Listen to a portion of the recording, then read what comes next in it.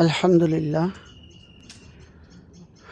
আসলে অনেক দিন পরে সাইটটা আজকে পুটিং করে অল্প একটু কাজ বাকি ছিল, কমপ্লিট করলাম।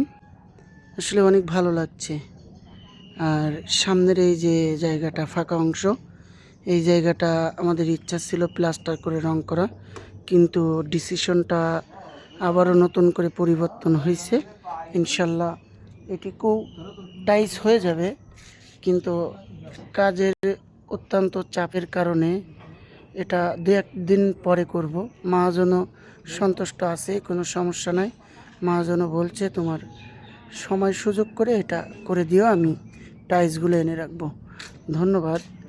এরকমভাবে আমাদেরকে সবাই সাপোর্ট করবেন।